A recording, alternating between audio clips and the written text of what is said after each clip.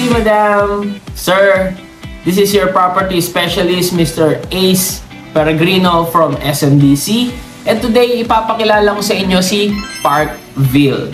Parkville is the first mixed-use lot-only development by SMDC. By mixed-use, ano ba ang ibig sabihin nun? Ito ay ang isang project na merong more than one purpose. Kunyari, residential plus commercial pinaghalo sa iisang project. Ang isa sa pinakamagandang halimbawa nito ay ang kilalang BGC and Forbes Park. Yan po ay mga mixed-use development. And ang Parkville ay katulad din nila na isang mixed-use. Para kanino si Parkville? Una, ito ay para sa mga tao na naghahanap na ng future home, na gusto na magtayo at magkaroon ng pundasyon para sa kanilang titirhan in the future. So magandang environment dapat yan kasi titirhan natin yan eh.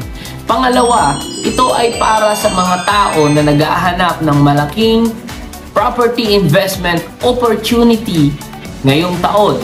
So, yan yung mga walang pake kung malapit man o malayo, basta lalaki yung value ng lupa, gusto nilang makapag-invest agad dyan. So, para sa inyo po si Parkville. So, kung isa kayo doon, continue watching. Saan ba matatagpuan si Parkville?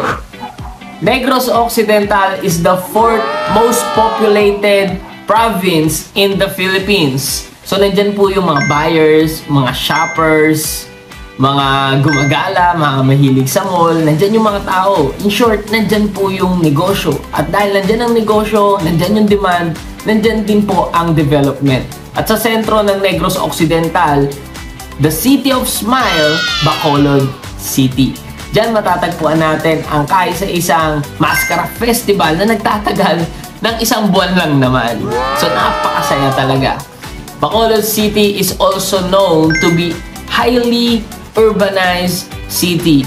It is also the center of commerce and trading. So lahat ng nasa mga major cities na alam nyo, Makati, Cebu, Metro Manila, Pasig, Taguig, is nasa Bacolod din po. Malls, restaurants, bars, universities, lahat po ay nasa Bacolod na.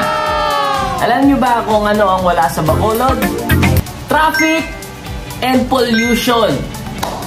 Imagine that. Wow! Tara guys, samahan nyo ako.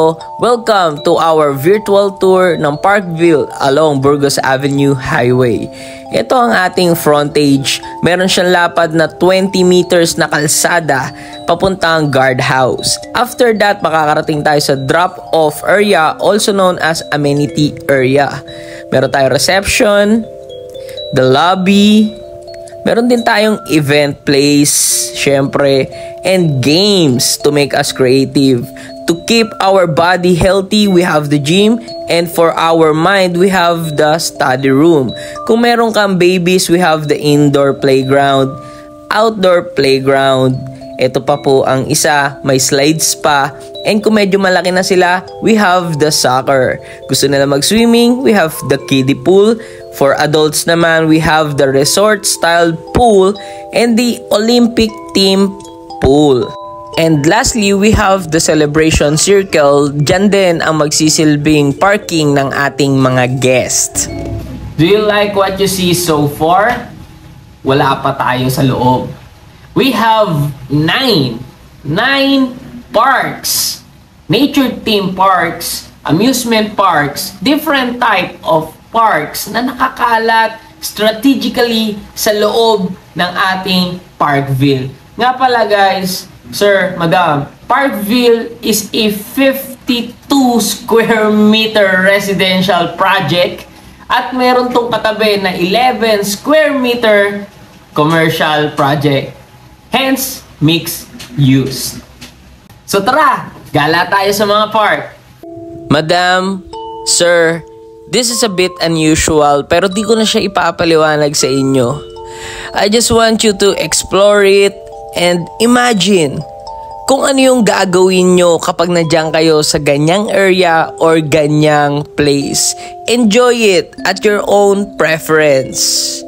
If you want to learn more about Parkville or other SMDC projects, nandyan po sa screen ang aking number. Don't hesitate to call me. Again, this is Ace Peregrino, your property specialist guy. See you soon.